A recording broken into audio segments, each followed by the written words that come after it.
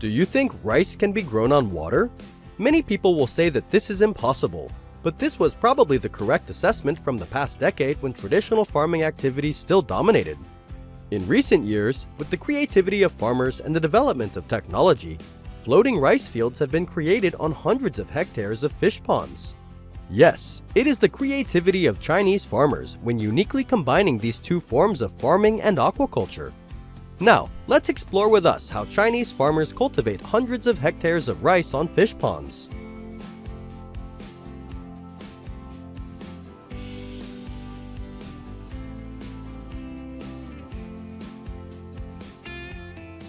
Rice fish farming has long been a farming method in many parts of Asia, but it is mainly fish that are released into rice fields. But it is also thanks to this form that Chinese farmers have created a farming technique that allows rice to thrive in flooded conditions. Unlike traditional rice paddies, farmers have adapted it to allow rice to grow on the surface or in specially designed floating beds within fish ponds.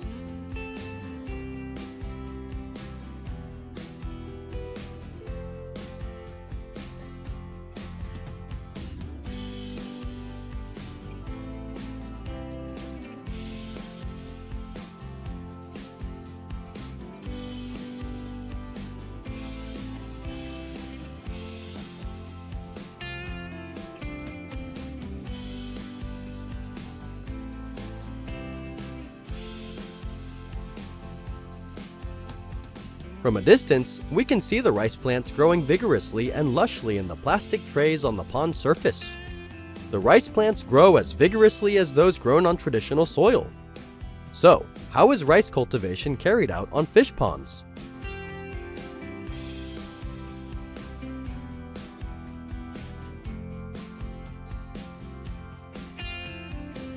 Growing rice in a pond is not an easy task. The prepared nutrient soil needs to be sterilized at high temperature and then placed in a plastic tray with many small holes at the bottom. The rice seedlings are planted first and then transplanted into a floating board with holes. Finally, the board is placed in order on the surface of the fish pond. Compared with traditional farming, floating rice on the water surface does not have direct contact with the soil, completely cultivating in a green and ecological way.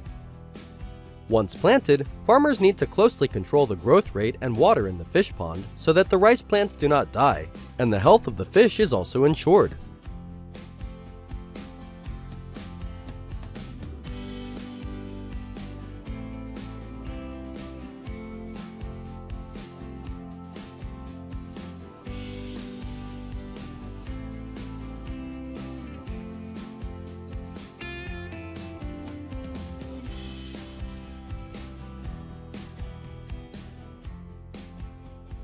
Fish raised in ponds are also of good quality as those raised in large reservoirs. Because in addition to the daily industrial feed provided, fish also eat pests from rice such as caterpillars or leafhoppers. These pests can fall from the rice stalks and become food for fish. The rice plants will also absorb fish waste such as ammonia, nitrogen, and phosphorus in the water as nutrients to clean the water quality, creating a cleaner environment.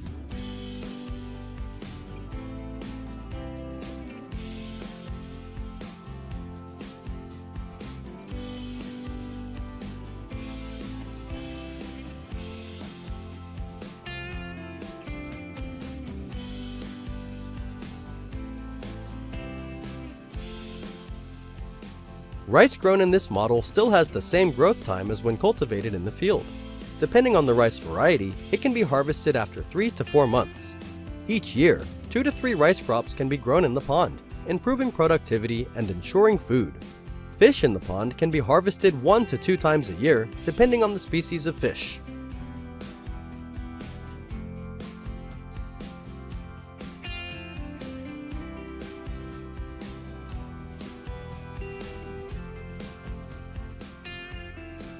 Rice is harvested by farmers pulling rice trays up to the shore and harvesting them manually.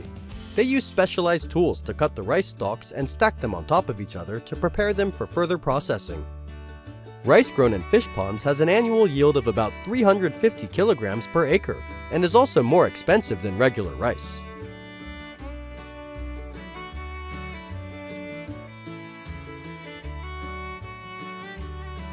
Some areas of rice farming on fish ponds have implemented mechanized rice harvesting, helping to reduce labor and increase productivity. However, it is still limited in some areas. Rice farming on fish ponds is a new form in China and has only been widespread in recent years. It offers many advantages over other farming practices.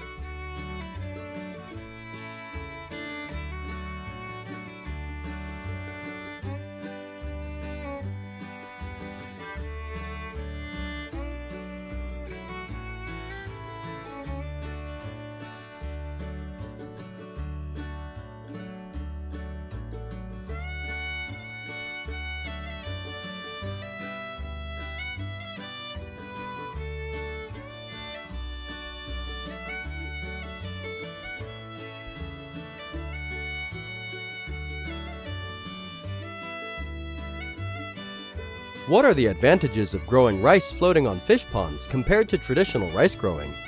Using floating panels on the water surface to grow rice has a very significant effect.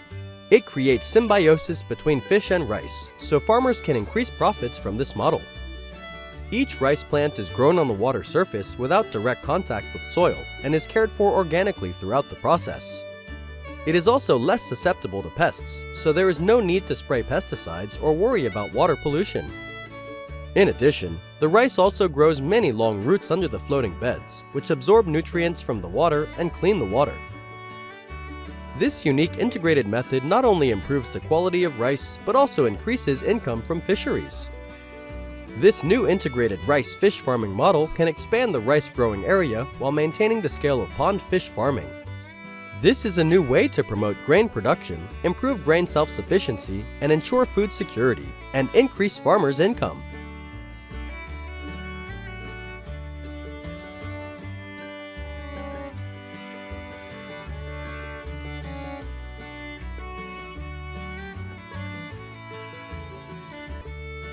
There are also many challenges. The initial planting cost is quite high. Farmers said that 1 square meter of floating boards used for planting costs 40 to 50 yuan. Moreover, rice is not yet mechanized. It can only be planted manually, so the labor cost is not low. However, floating boards can be recycled for subsequent planting, so the cost of the next rice crop will be reduced.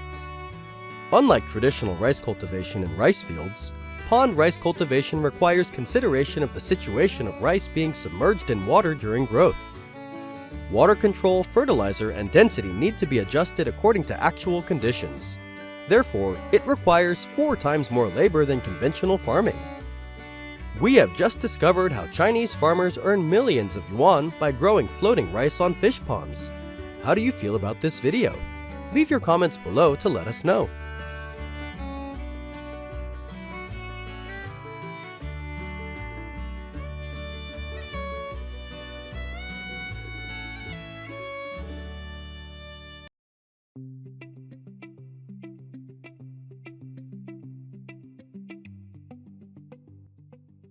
There is no denying that Chinese farmers are incredibly creative in turning invasive crayfish into a valuable livestock industry, especially when they develop a crayfish farming system combined with rice fields, bringing great benefits to local farmers. Now, let's explore the crayfish farm combined with rice cultivation with us.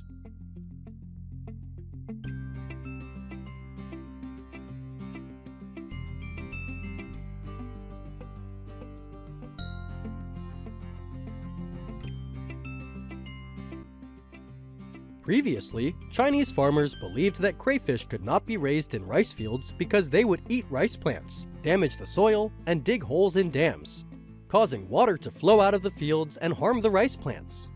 Furthermore, crayfish are an invasive species originally from America, so Chinese farmers hated them.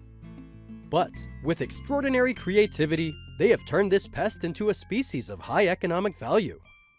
Currently, the value of crayfish in China is estimated at tens of thousands of billions of dong. And it must be said that crayfish has revolutionized traditional agriculture in China, especially in regions such as Hubei, Anhui, and Jiangsu. The total output of these provinces reaches more than 2 million tons per year. Crayfish and rice farmers said that each mu of rice field can produce more than 150 kilograms of crayfish and 500 kilograms of organic rice. And the average income per moo can reach 4,000 to 5,000 yuan, equivalent to more than $600. Each farmer owns dozens to hundreds of moo of rice fields, so their income per crop can reach hundreds of thousands of US dollars, which is a dream number for most ordinary workers in China. So, how do Chinese farmers cultivate and maximize profits from this combined model? For maximum efficiency, farmers design small canals around their rice fields to provide an environment for crayfish during the dry season. These crayfish cannot survive without water, so it is necessary to maintain the appropriate water level to ensure optimal conditions for both the rice and crayfish. Farmers release the crayfish into the rice fields after transplanting the seedlings, creating a natural habitat for the crayfish, which thrives alongside the rice plants.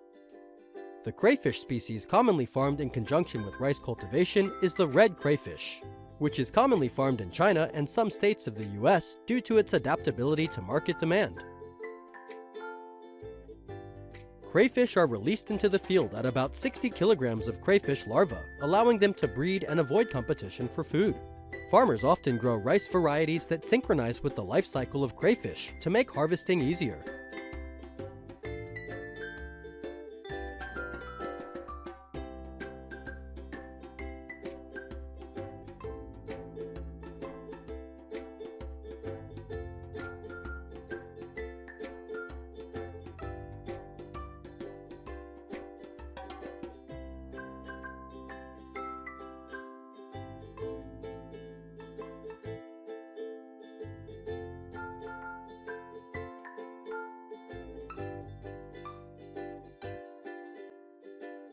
During growth and development, crayfish often eat organisms that are harmful to rice plants and weeds.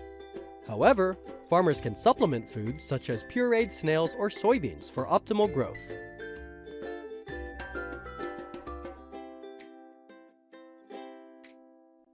The system of combining crayfish farming with rice fields brings many great benefits to agricultural production. Crayfish can help eliminate weeds and pests, limit chemical fertilizers and pesticides in rice fields. The principle of crayfish farming in rice fields is never to use pesticides when possible, to ensure the safety of farmed crayfish, thereby also producing organic rice, which has a high price in the market. Raising crayfish in rice fields helps increase annual rice yields. Typically, the symbiosis between crayfish and rice can increase rice yields by 5 to 10%.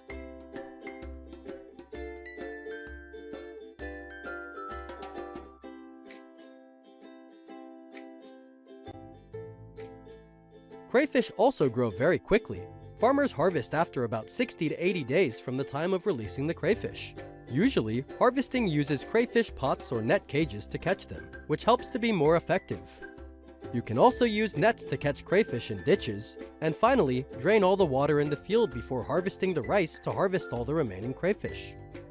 After being harvested, crayfish are transported to places of consumption such as markets or restaurants. Some are transported to processing plants to be frozen or cooked for packaging.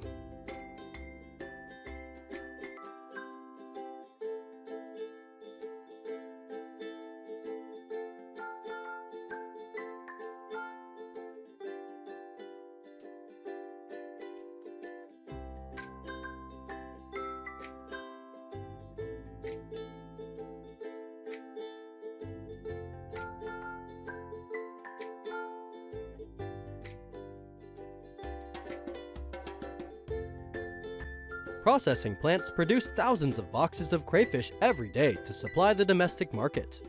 Crayfish is now very popular in China, often sold at street food stalls to ordinary shops, suitable for the budget of Chinese people. Many processing plants export their products abroad, mainly to the European and American markets. According to reports, crayfish exports in recent years have reached 9,000 to 10,000 tons, generating revenue of more than 100 million US dollars. The higher the consumption capacity, the more profit crayfish farmers can earn in combination with rice.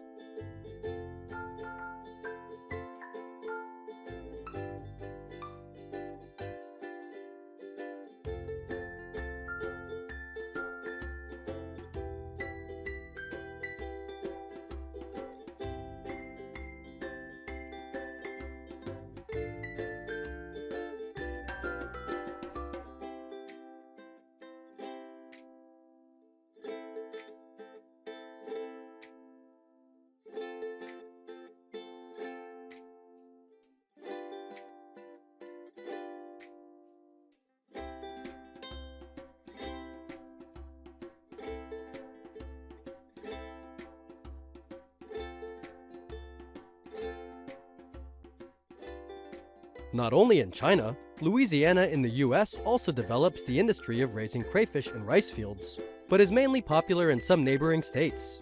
It is a nutritious and healthy source of protein.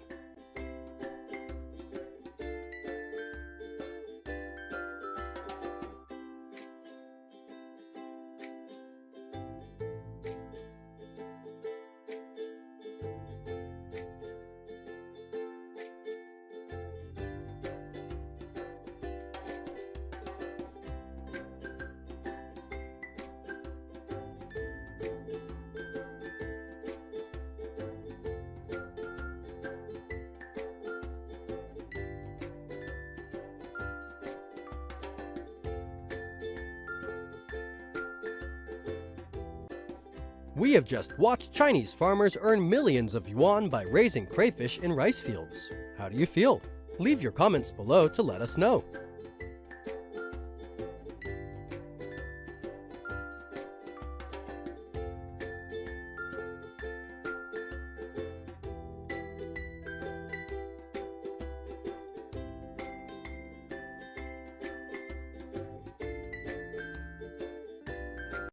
Looking from the air, we can see the rice fields in a wonderful green color. At first glance, this is a peaceful rural scene.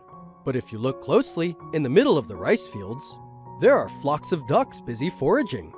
Normally, ducks are raised around rivers or ponds, but now they are living in rice fields. Is this a new form of farming? Let's find out in this video.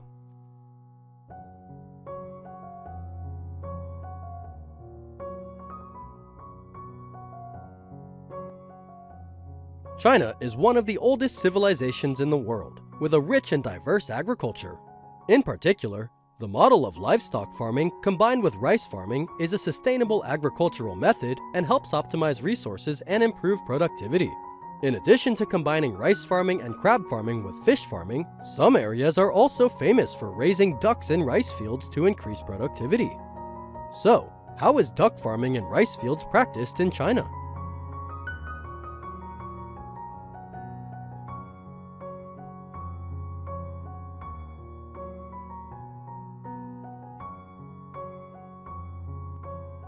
Rice duck farming involves releasing ducks into rice fields, where they coexist symbiotically with the rice plants. The ducks eat insects, weeds, and leftover grains, while their droppings act as natural fertilizer for the rice plants. It has been practiced for centuries in China, most notably in Heilongjiang and some provinces in northern and southern China. Tonghe County, Heilongjiang Province is the most developed area for duck farming combined with rice cultivation. The area has 1.6 million mu of ecological rice fields, in addition to fish rice, crab rice, shrimp rice, and other farming and livestock models. There are also about 10,000 mu of rice fields combined with organic duck farming. Flocks of ducks grazing on the rice fields have become a force to protect the fields and contribute to the production of organic rice.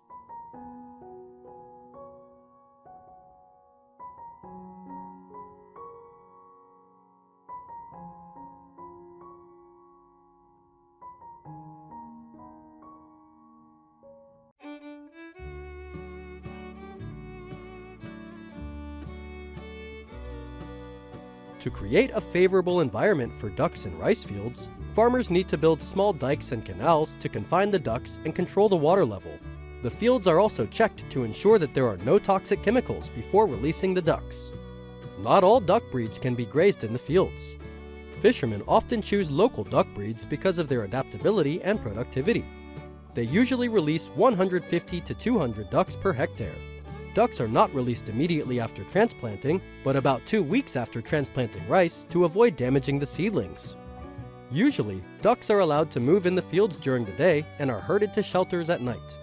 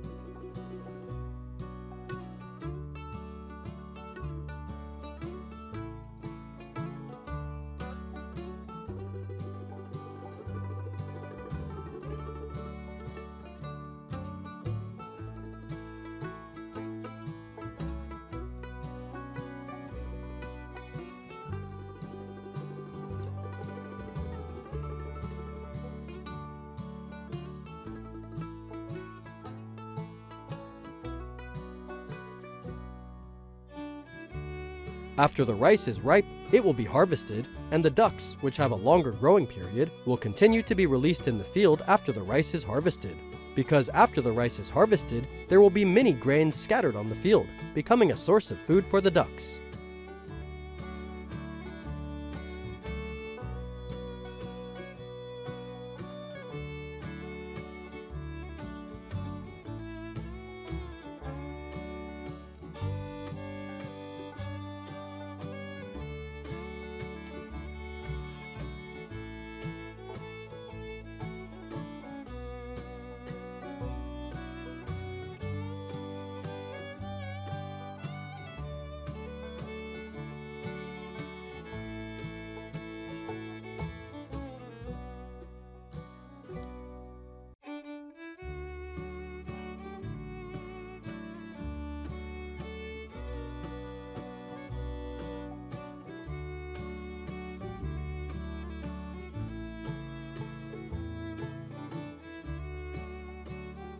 This form of integrated farming brings optimal efficiency to both rice fields and ducks.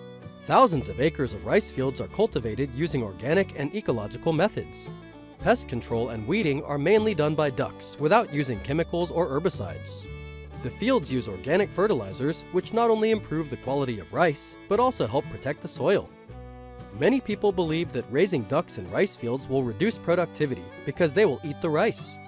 However, if raised properly, ducks will not eat rice leaves, and their bodies during the adult stage will not crush or knock over the young and fragile rice plants. During the process of ducks growing and the rice grains starting to ripen, ducks will eat the rice grains, so farmers usually do not release ducks into rice fields at this time. The problem of weeds is no longer a challenge for farmers, because when the rice plants grow strongly, weeds will have difficulty growing. Ducks produced using the duck rice method provide excellent quality meat and eggs. Often promoted as organic, they are sold at a higher price than intensive farming operations. Each crop, Chinese farmers sell higher quality duck eggs, duck meat, and rice, and their profits increase. Farmers also save money on pesticides or herbicides, thereby reducing production costs and increasing profits. This contributes to protecting the environment and ecosystem, reducing greenhouse gas emissions. This farming method also creates a rich habitat for other aquatic organisms, contributing to local biodiversity. Ducks mainly play the role of water conduction, weeding, insect catching, and fertilizing. So Chinese farmers often say that ducks are the real guardians of rice fields.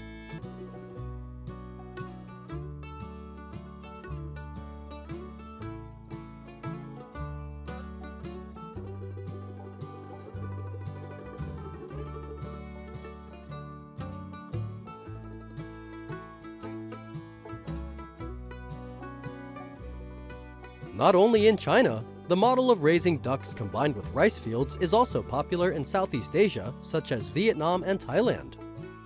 We have just discovered how Chinese farmers combine duck and rice farming models. How do you feel? Leave your comments below to let us know.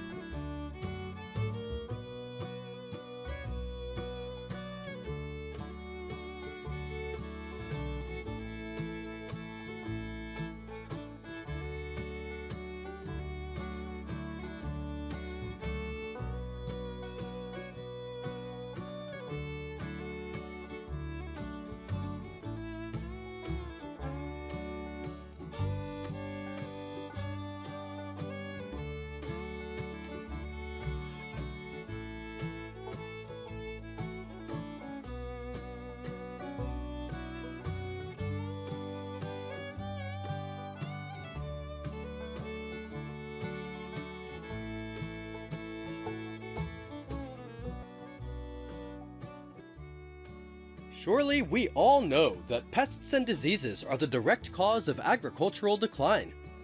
That has also been a fear for soybean farmers in China for thousands of years. The finger-sized green worms were once the #1 enemy of soybean farmers, but now they are one of the farmers' sources of economic income. So, how has this pest made farmers rich? Please explore with us now.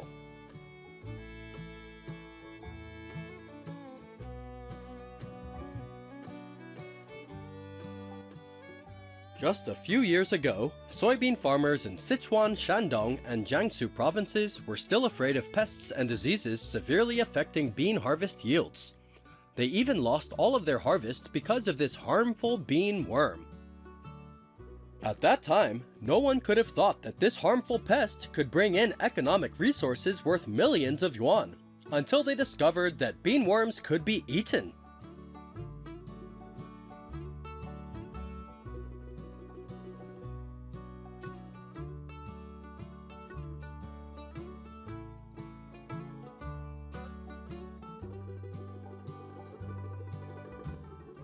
Perhaps up to now, there are still many soybean farmers who still cannot believe that they have made a lot of money from these green worms. They are sold for more than 100 yuan per pound. Their price increases every year, and at times, the cost reaches 180 yuan per pound.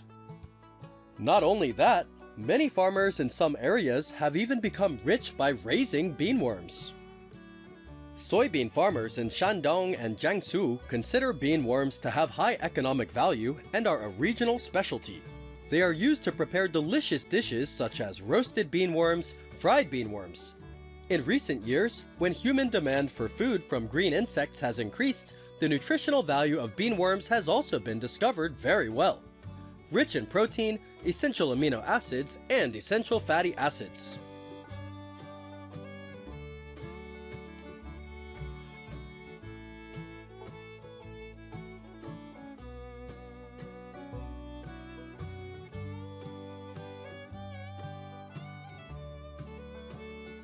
Because the high nutritional value makes the demand for bean worms increase rapidly, many farmers have realized that at times, bean worms bring higher profits than soybeans. So they have turned to growing beans to worm farming. From there, a worm farming industry was formed in some rural areas of China. To raise bean worms successfully and with high productivity, farmers need to choose areas with suitable locations for them to grow, with adequate lighting, good ventilation, and favorable drainage conditions. At the same time, make sure there are no sources of pollution around.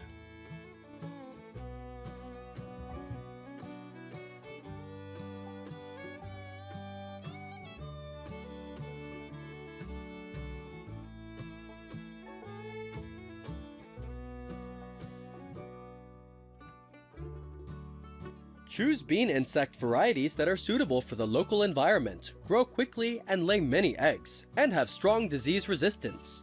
If environmental conditions are suitable for bean worms, it will help them grow extremely quickly and bring great profits to farmers. Raising bean worms in the provinces is even more profitable than raising livestock such as cows and pigs, because it does not require raising costs and is more expensive. The main food of bean worms is bean leaves, bean pods, and other legumes. Therefore, Chinese farmers can save a large part of animal feed costs.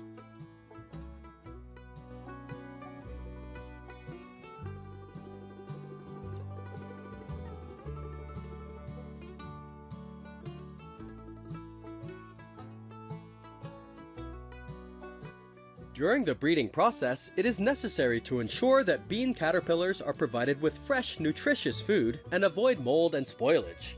At the same time, adjust the type and quantity of food appropriately according to their growth and reproductive stages. In addition, it is also necessary to monitor the health status of bean worms to prevent harmful bacteria. If a successful harvest season will help farmers reap a lot of profits. According to reports from bean worm farmers, a normal acre of bean plants can usually harvest 200 kilograms of fresh bean worms and earn a total income of 8,000 yuan, about $1,200 US. This level of income is sometimes even higher than growing and harvesting soybeans.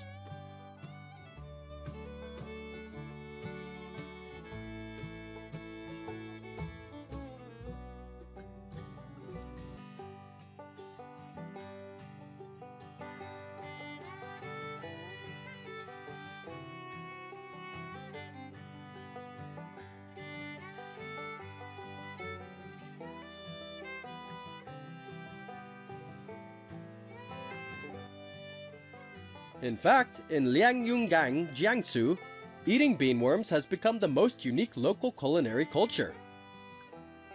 Many newcomers to Jiangsu felt resistant to beanworms when they first saw them. However, after trying them a few times, many people will fall in love with this seemingly strange and fear-inducing delicacy.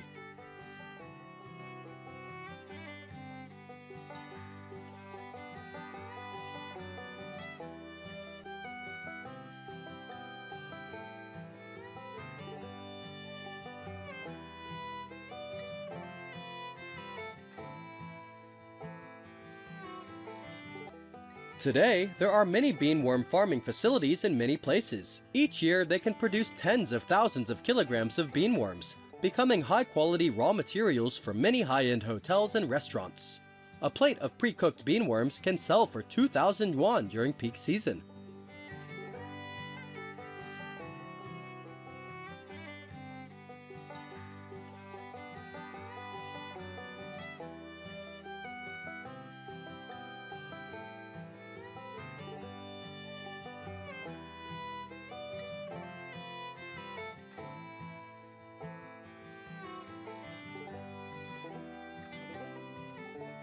Thanks to its high nutritional value, beanworms are also known as bean ginseng. In addition to fresh beanworms, on the market in China, there are also canned beanworms or prepared beanworms. Consumers can easily buy beanworm products to prepare daily dishes.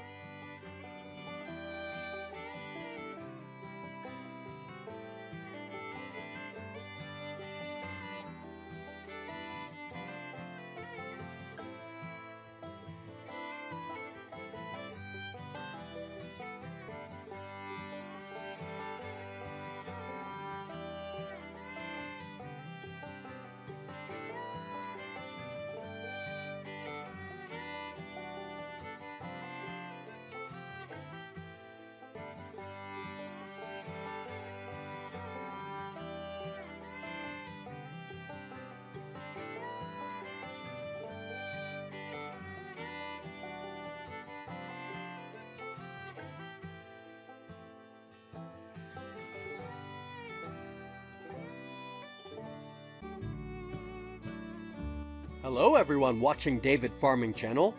Over thousands of years of history, the dragon has become an important cultural symbol for some Asian countries, typically China. However, today, Chinese people have created a unique dish called dragon tongue sashimi. Is this dish made from the dragon's tongue?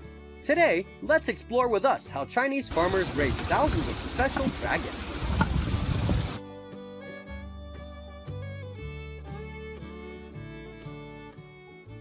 In Chinese mythology, crocodiles are considered descendants of dragons, so many Chinese people still consider them dragons to this day. However, crocodiles are not considered religious because they are fierce predators. Today, millions of crocodiles are raised on farms in China, playing an important role in the economic development of local communities.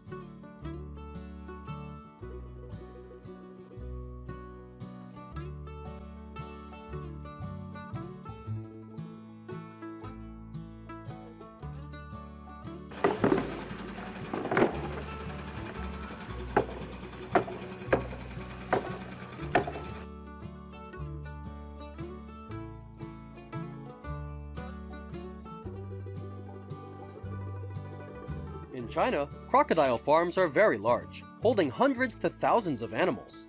These farms are often built in tropical or subtropical climates, especially in Guangdong, Fujian, and Hainan provinces. The most commonly farmed crocodile is the Yangtze crocodile, which is also native to China, with many farms importing and breeding Siamese crocodiles. Crocodile farms are often designed to mimic the crocodile's natural habitat, with ponds and large sandy areas for the crocodiles to bask and roam. This helps ensure their natural growth and ability to reproduce. Enclosure areas are often segregated by age and size to ensure that alligators do not compete for food or eat each other.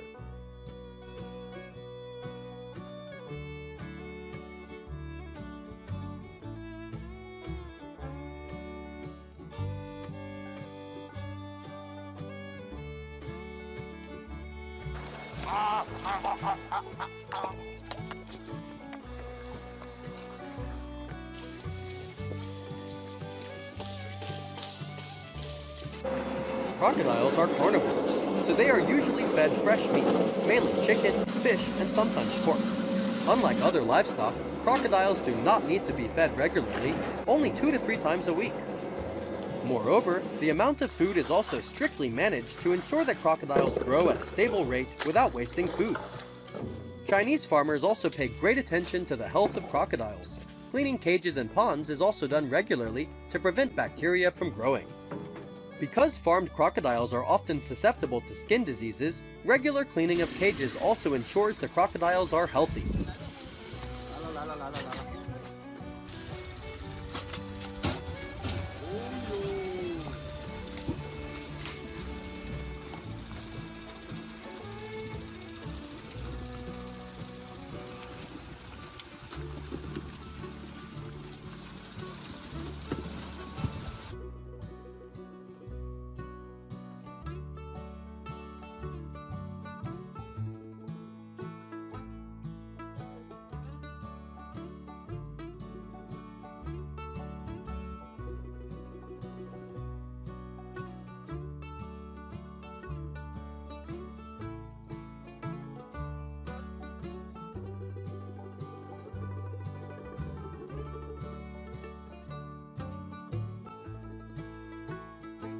To increase the number of farmed crocodiles, Chinese farmers carry out the incubation process to produce quality offspring.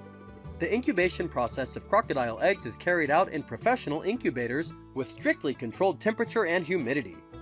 The incubation period for crocodile eggs can last from 60 to 80 days, depending on the species of crocodile. Newly hatched crocodiles usually reach a size of about 19 to 21 centimeters, and they can move quickly right after hatching. At this time, the baby crocodiles are carefully cared for before being released into concentrated breeding tanks or sold for breeding. Large-scale crocodile farms in China can harvest thousands of dollars after each sale of breeding crocodiles.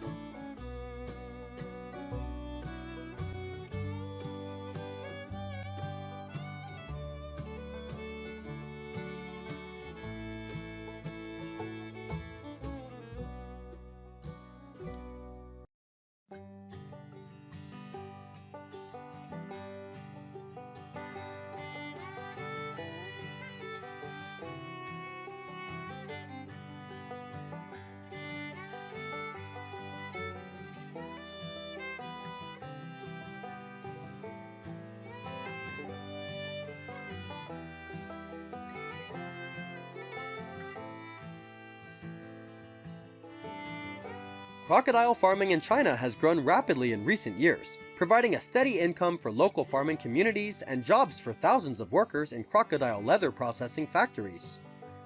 Yes, crocodile skin is considered the most valuable part and is commonly used in the fashion industry to produce high-end handbags, belts, and shoes. Each product made from crocodile skin is worth from hundreds to thousands of dollars. There are even some of the world's most famous crocodile skin handbags that cost up to $450,000.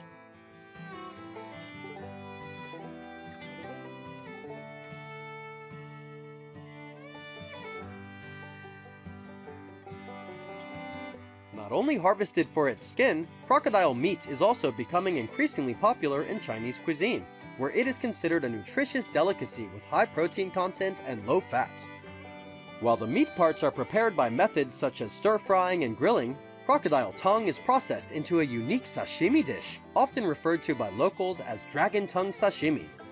Many people may be scared of this dish, but it is very popular with some Chinese people.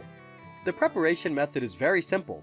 Just clean the crocodile tongue and cut it into bite-sized pieces. This dragon tongue sashimi is enjoyed like many other sashimi dishes.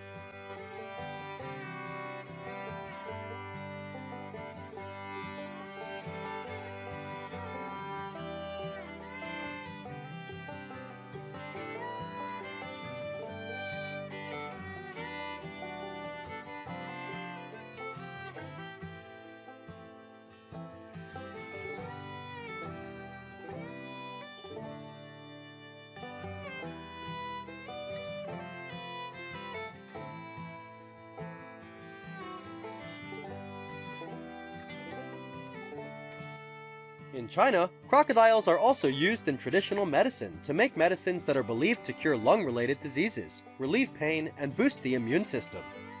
Many people also often make crocodile meat is processed with some medicinal herbs to improve health.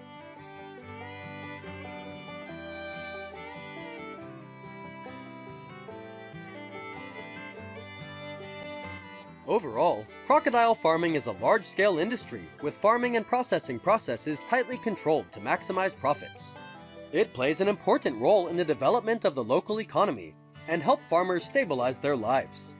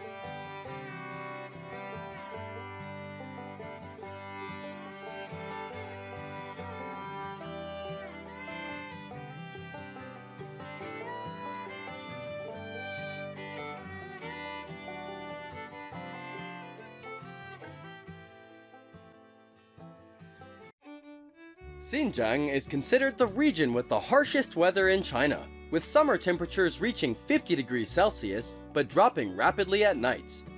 Due to the high temperature difference, agricultural crops are difficult to adapt to in this area.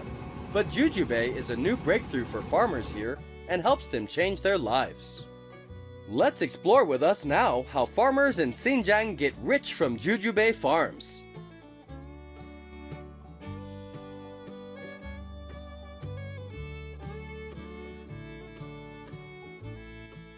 The jujube is a native fruit of China and has been cultivated for over 4,000 years. It plays a major role in the culture, medicine, and economy of the country. From fresh consumption to drying or traditional medicine, jujubes play an important role in the cuisine and health of the Chinese people.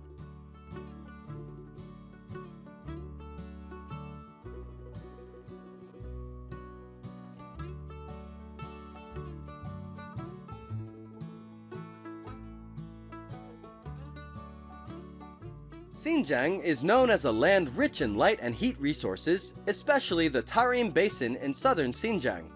This place has long sunshine, drought, little rain, large temperature difference between day and night, which is beneficial for nutrient accumulation. Pests and diseases are not easy to occur, very suitable for jujube to grow completely naturally and organically. Therefore, this area has become an ideal place to grow jujube trees, while other crops are difficult to grow due to the high temperature. Jujube has become the main agricultural crop for farmers in this area. Proper irrigation and pest control are also important. To ensure the quality of the fruit, large-scale farms use both chemical and organic methods to prevent pests. By introducing natural predators such as ladybugs to deter harmful insects.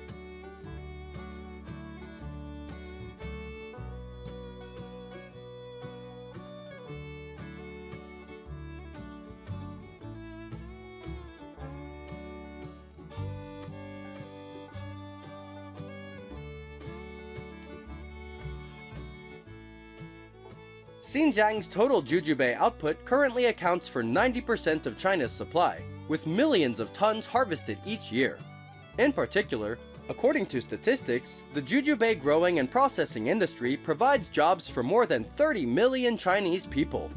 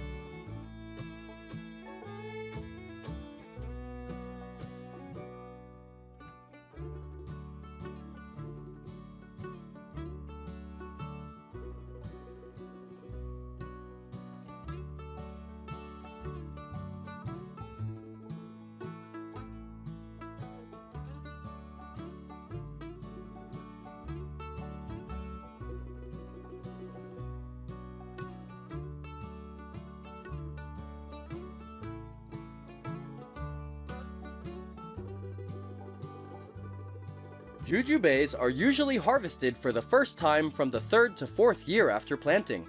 Starting from the 2nd crop, they will be harvested once a year. Harvesting time is very important because the fruit needs to reach maximum maturity to develop its characteristic sweetness and ensure the flavor of the fruit. Harvesting is done manually or with the help of mechanical shakers to ensure minimal damage to the fruit.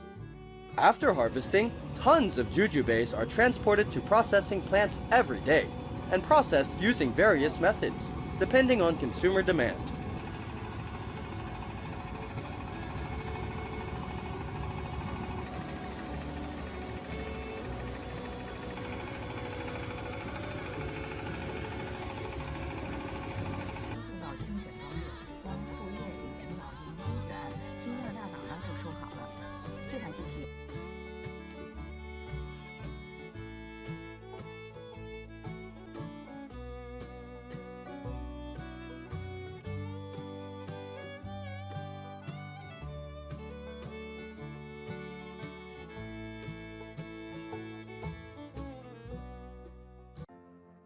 Processing is an important aspect as it adds value to the fruit and allows for long-term storage. The main method of processing jujubes is drying. Most jujubes are dried after harvest because dried jujubes are the most commonly consumed type. In order to get the dried jujube products to meet the standards and taste, many farmers often dry them under the sun. Sunlight. With natural heat and light, large quantities of jujubes will become dry after just a few days of drying. However, modern factories now use large-scale dryers to ensure processing time, faster transformation, and consistent product quality. In addition, jujube is also an ingredient in the confectionery industry such as jam, candy, etc. If you travel to China, you will easily see products such as jujube jam and jujube candy sold in many supermarkets or grocery stores.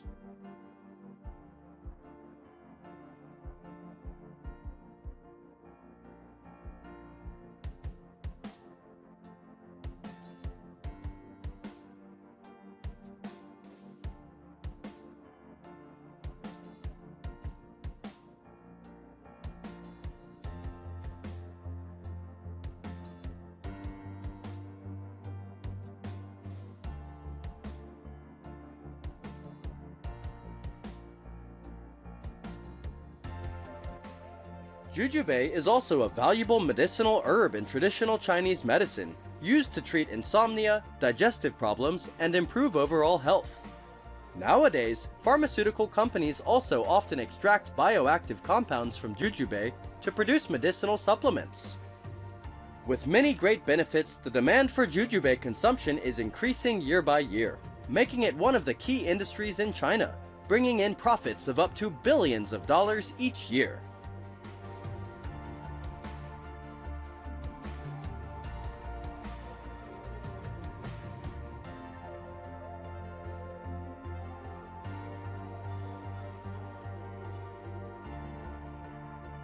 The jujube industry in China not only contributes significantly to the agricultural economy, but also plays a key role in the country's export markets.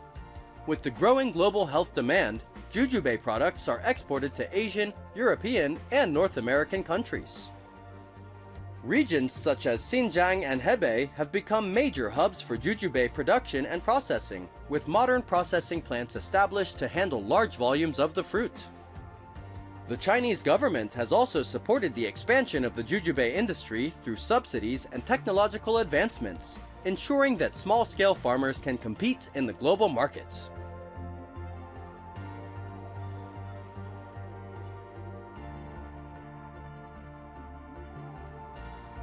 Used donkey milk to bathe to maintain her beauty. Thousands of years ago, people discovered the wonderful uses of this milk. Today, donkey milk is considered the most expensive milk in the world, more than any other luxury milk. So why is donkey milk so expensive? We invite you to join us in today's video to learn about the process of harvesting this expensive type of milk. Why is donkey milk so expensive? Donkey milk is rich in antioxidants, which help increase immunity in the human body. Donkey milk has also been found to be beneficial for deadly diseases like cancer. This type of milk is also very useful for overweight people, and people who cannot drink milk due to lactose allergy can also drink donkey milk easily.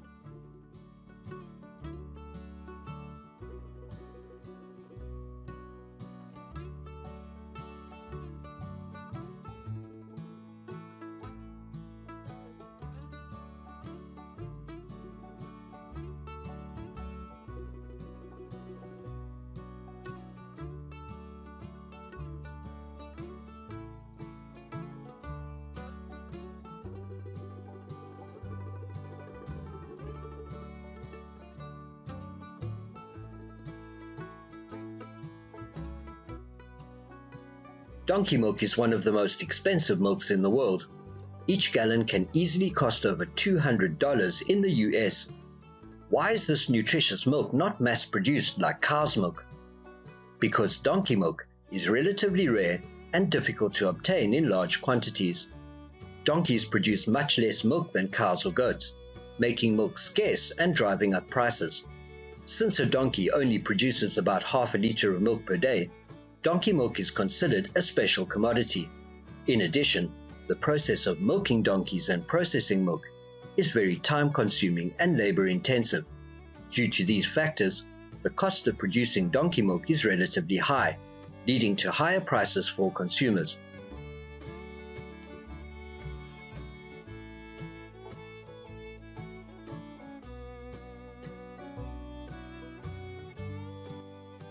What's more, donkey milk has been used in cosmetics and skincare products for centuries, which also contributes to its cost.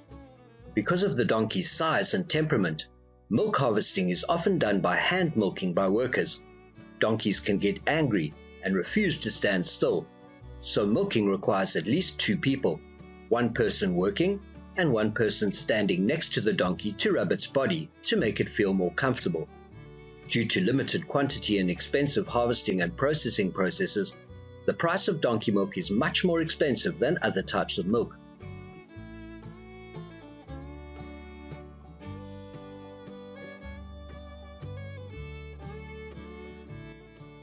Since donkey milk is rare and expensive, it's no surprise that it is used to make the most expensive cheese in the world, poulet. With a crumbly white texture, donkey milk cheese has a flavor similar to Spanish manchego. It can cost anywhere from $600 to $1,000 per pound.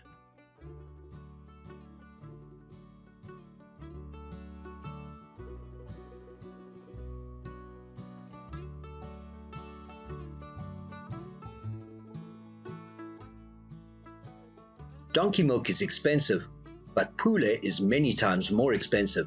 In fact, only about 100 donkeys in the Balkan wastelands are milked to make poulet, and it takes 25 liters of milk to make just 1 kilogram of cheese.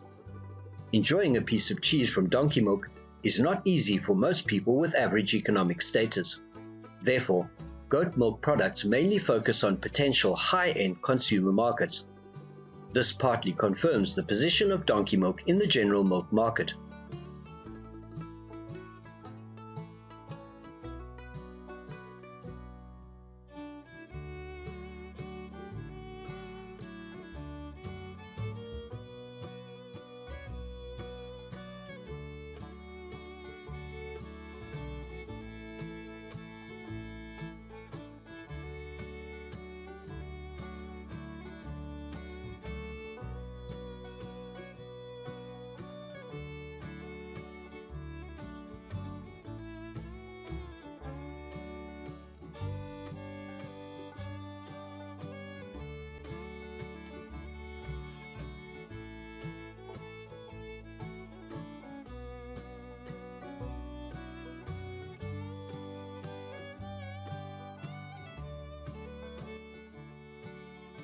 With the high cost, why don't people expand donkey farms to harvest milk? That's because raising donkeys has many potential risks, making livestock farms difficult to access. Each donkey can only produce about half a liter of milk per day, so a farm of about 100 donkeys can only provide about 50 liters of milk daily.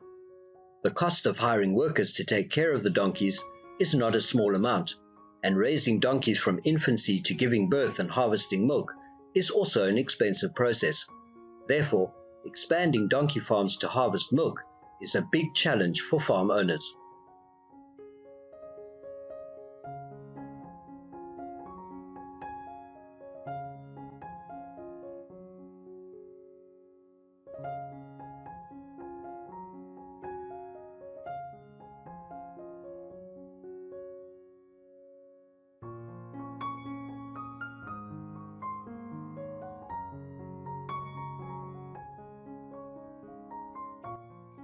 However, if you own a large area of land and have a passion for livestock, you can consider planning a donkey farm. Just learn and gain experience, and you will definitely succeed.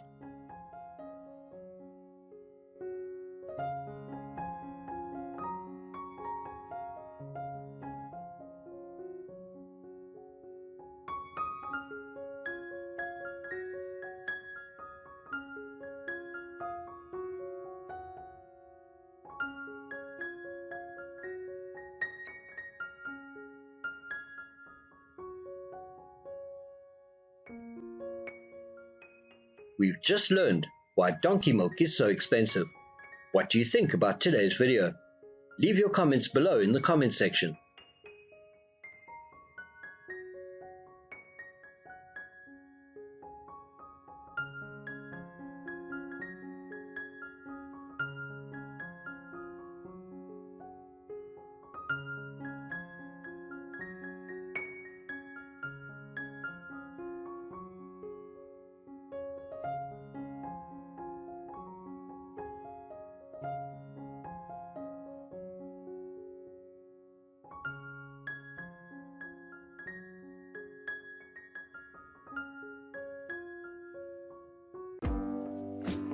¿Has visto alguna? Estas vacas del mismo color que los pandas son las antiguas vacas de Galloway, en Escocia.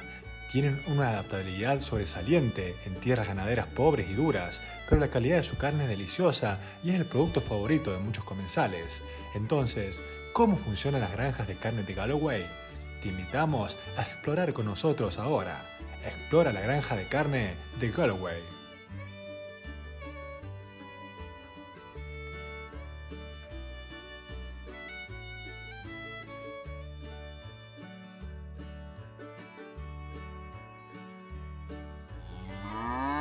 El ganado Galloway actual es reconocido como la raza de ganado más antigua y pura de Gran Bretaña, ya que no se ha cruzado con otras razas para crear nuevos híbridos y se considera una raza relativamente rara en los Estados Unidos. Esta raza de ganado de aspecto distintivo se cría en muchas granjas de Escocia, Inglaterra, Estados Unidos y Canadá.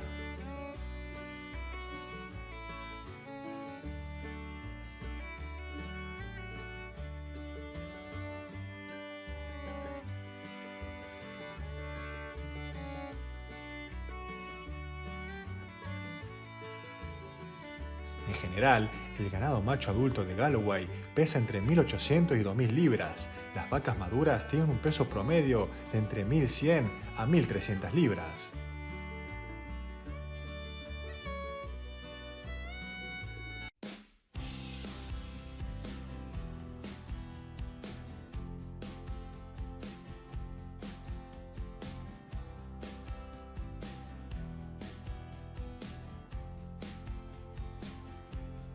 El ganado de Galloway se puede adaptar a cualquier sistema de producción, ya sean granjas tradicionales de colinas o granjas de tierra bajas y granjas cerradas. Son maravillosamente adaptables. A diferencia de muchas otras razas, el ganado de Galloway puede alimentarse solo durante el invierno. Su crecimiento en estas condiciones hace que esta raza sea muy resistente a enfermedades y problemas genéticos. Con muchas ventajas en la industria ganadera, el ganado de Galloway se está expandiendo cada vez más en muchas otras áreas.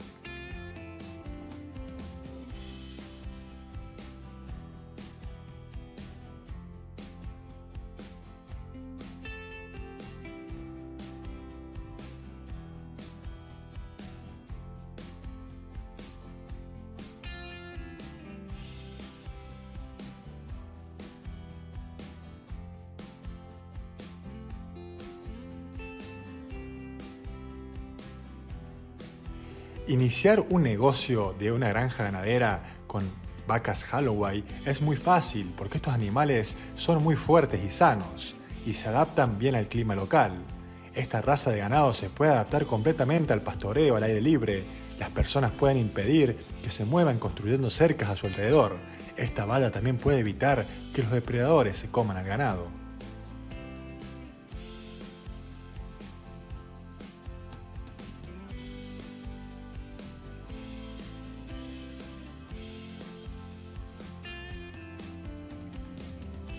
El alimento principal de las vacas es la hierba verde. Pueden alimentarse solas en los campos de pastoreo sin tener que esperar a que la gente las alimente.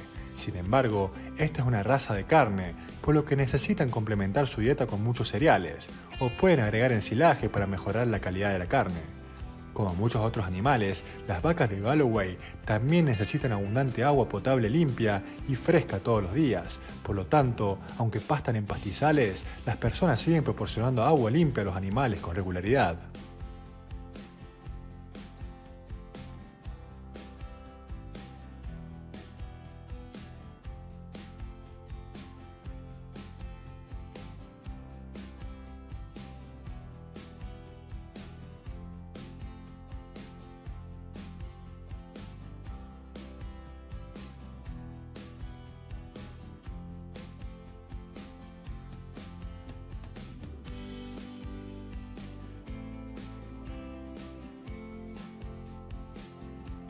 Actualmente, muchas granjas de vacunos de Galloway apuestan por una cría completamente natural con el objetivo de proporcionar una carne deliciosa, nutritiva y baja en grasas.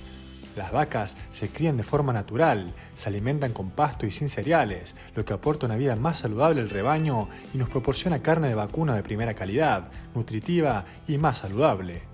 No utilizar cereales y tener una cadena de suministro corta también ayuda a reducir las emisiones de carbono procedentes de los desechos del ganado, contribuyendo a la protección del medio ambiente y a un aire más limpio y saludable.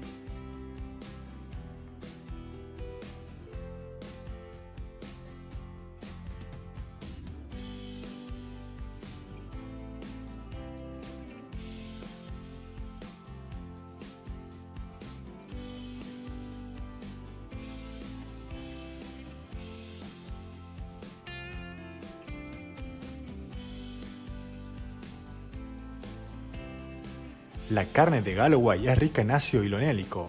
El cuerpo humano no produce ácido linoleico y por ello debe incluirse en nuestra dieta. El ácido linoleico reduce el colesterol peligroso, previene la formación de coágulos sanguíneos y protege así las arterias coronarias. También hay buenos niveles de ácidos grasos esenciales como el omega 3 y el omega 6, ambos muy buenos para la salud.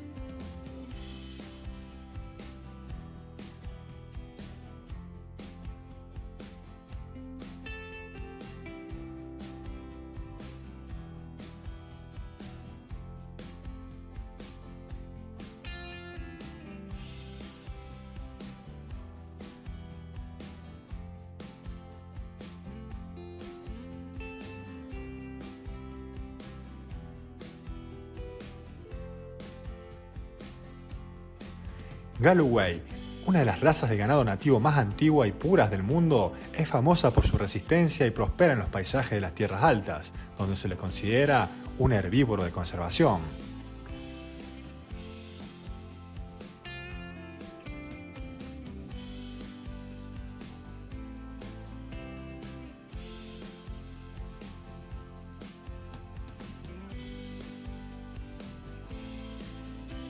El video de hoy termina aquí. Ojalá les traigamos un tema interesante. ¿Ustedes cómo se sienten hoy?